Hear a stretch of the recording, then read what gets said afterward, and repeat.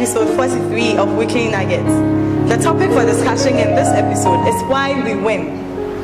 In 2 Chronicles chapter 13, we read about the life and times of Abijah. Abijah took over from his father Rehoboam as king of Judah. Now there was battle between Judah and Israel. Abijah set the battle in order by presenting an army of 400,000 men. And King Jeroboam, who was king of Israel, presented 800,000 choicest men. Ordinarily, a battle of 400,000 men and 800,000 men.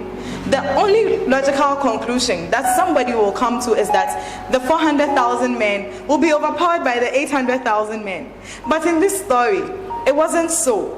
In verse 10a, we read that Abijah declared that for them, they know their God. They have not abandoned their God. He was saying this because he rested on God's earlier promise to his ancestors that he was going to give Israel to the descendants of David, of which Abijah himself was part. So he did not go to war considering the number of people his opponents had presented for battle. But he rested fully on God's promise to his ancestors, of which he was a part, and then he knew that God is not a man. God watches over his word to perform. So he trusted in God to do it anyway. The lesson here is that we do not win because of our abilities. We do not win because we are skilled. We do not win because we are competent. Neither do we win because we are the best suited people for that particular assignment. But we win because we trust in God, just like Abijah did. So in the Bible, God tells us that we should trust in him with all our heart and lean not on our own understanding, but in all our ways. In all our ways includes the times that we are making it, the times that we are not making it. In all our ways, we should keep trusting in him, and he will direct our path.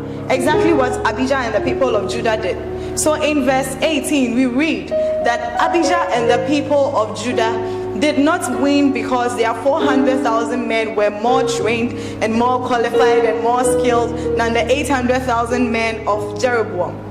But they won because they trusted in God. And this is why we win. So we win because we trust in God. We rest on his promises. We know that God says that promotion does not come from the east, neither does it come from the west, but from him alone.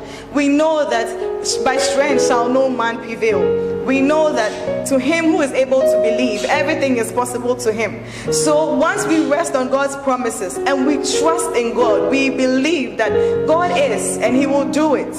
We know this is why we win. So it doesn't matter how fierce your opponents may look. It doesn't matter how tough the situation may be. But during that storm, during that drought, during that difficult moment, declare like David in Psalm 31 verse 14. But as for me, my trust is in God.